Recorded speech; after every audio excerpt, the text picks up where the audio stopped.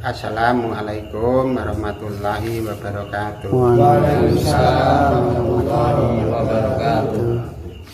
Ini kita masih menyampaikan pesan dari yang Sabda Suci atau yang Syekh Siti Jenar, yang judul awalnya yen kepengen jabarke ayat-ayat Al-Quran, wong sing duwe sifat-sifat siji lacut ucape, jorok omongane, iku mau kabeh kudu disingkirno dhisik. Sebab wong sing kaya ngono kuwi mengko ndadekake rusake cahayane Al-Quran kanggo wong sing belajar Al-Quran. Ciri-cirine yaiku mau siji lacut ucape lan jorok omongane. Wong sing wajahe wengis. Sing nomor 3, sak pinter-pintere wong kakean komentar, kakean ngomong karo wong liya. Nomor 4, wong sing ciri-ciri ngono kuwi ora iso duwe kemampuan apa-apa, malah isine gawe duraka. Sing nomor 5, wong sing banyak komentar iku asline ora yo duwe kemampuan. Singkirno wong sing kaya ngono kuwi, mengko marai penjabarane Al-Quran iku dadine rusak. Padahal iku mau sifat menungso sing kaya ngono kuwi mau ndadekake masalah ngarep lan burine. Hari ini kita jabarkan dengan bahasa Indonesia. Memang pesan-pesan dari wali-wali Allah itu banyak yang menggunakan bahasa Jawa.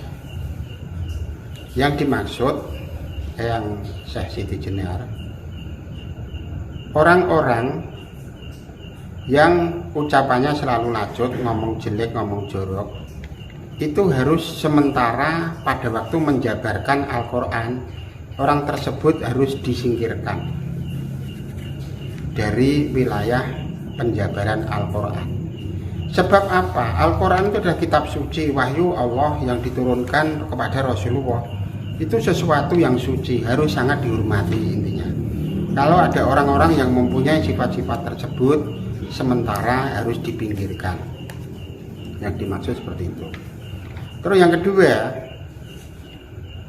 wong sing wajahe wengis. Dia itu seolah-olah banyak contoh orang-orang yang wajahnya wengis. Nah, itu suatu ciri-ciri orang yang hatinya, roh dan jiwanya penuh sifat iblis. Itu nanti resiko pada waktu menjabarkan Al-Quran. Sebab Al-Quran jauh dari orang-orang tersebut. Sak pinter-pintere wong sing duwe sifat keminter lan komentar liya-liyane mencela orang lain, itu adalah sifat iblis. Intinya dari ketujuh ciri-ciri itu semuanya adalah sifat iblis. Padahal Al-Quran harus disucikan dari gangguan iblis. Maka orang-orang tersebut harus dipinggirkan sementara untuk menjabarkan kitab-kitab suci yang akan dibahas untuk kelanjutan ajaran-ajaran yang seterusnya.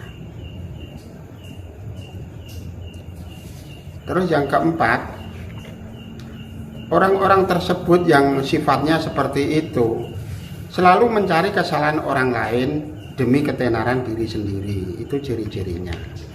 Terus yang nomor 5, orang yang selalu komentar kejelekan orang lain, mengangkat diri sendiri.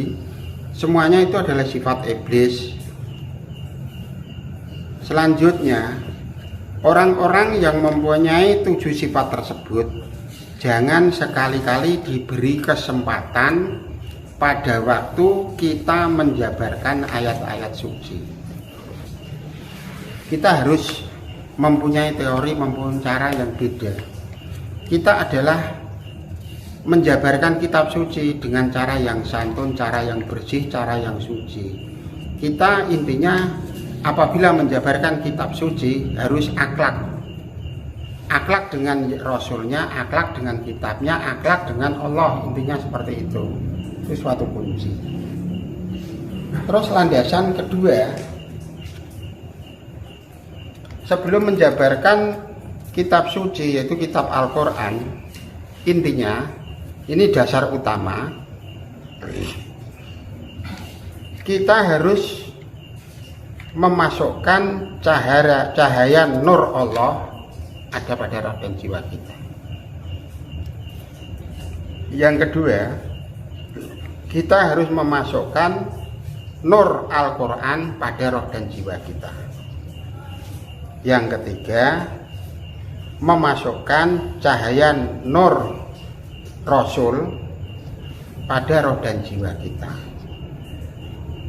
Yang keempat, memasukkan cahaya nur malaikat pada roh dan jiwa kita.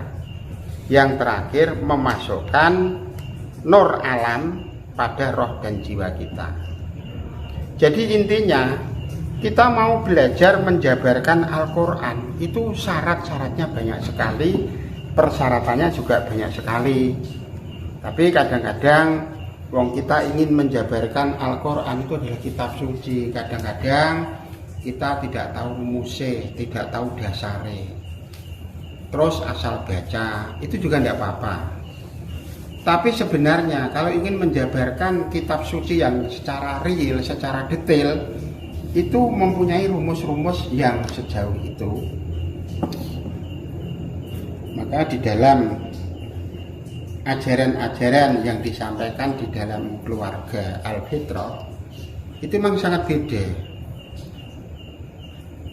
Tapi biarpun beda, kalau dinalar pakai akal, pakai akhlak, pakai perasaan yang sejauh-jauhnya, ya emang itulah syarat cara-cara belajar Al-Quran, syarat-syarat belajar Islam, syarat-syarat belajar iman yang sebenarnya. Jadi kita menggunakan dasar-dasar yang sebenarnya, intinya di situ. Jadi kita membahas tentang Al-Quran sebelum jauh ke arah sana, kita harus mempunyai dasar-dasar seperti itu. Yang pertama tadi, yaitu harus disingkirkan orang-orang yang mempunyai sifat seperti itu, termasuk kita semua. Ini intinya kita semua kalau ingin menjabarkan Al-Quran, jauhkanlah 7 sifat yang perangkap iblis. Itu sebenarnya untuk diri kita, kalau ingin menjabarkan Al-Quran, bersihkan, singkirkan, lepaskan sifat iblis yang ke-7 tadi. Setelah sifat iblis yang ke-7 tadi sudah lepas, baru kita mengambil dasar dari 5 nur cahaya. Itu adalah nur Allah, nur Quran, nur Rasul, nur malaikat, dan nur alam. Sebabnya apa? Kita tanpa cahaya nur Allah, mustahil kita akan bisa menjabarkan Al-Quran. Tanpa mendapat cahaya Al-Quran, paling-paling asal bisa baca, tidak tahu arah makna yang di dalamnya. Padahal Al-Quran adalah kandungan alam semesta, mempunyai rumus isi alam semesta, tidak hanya sebagai pedoman sekilas, melainkan alam semesta itu dikisahkan di dalam Al-Quran semua, mulai teknologi, agama, keyakinan, sampai teknik-teknik kedokteran tingkat tinggi, semuanya itu adalah berdasarkan Al-Quran. Sebab ayat demi ayat itu ada yang menerangkan tentang teknologi, ada yang menerangkan tentang kesehatan, dan seterusnya, semuanya ada. Kalau hanya ditafsiri sekilas ya tidak ada.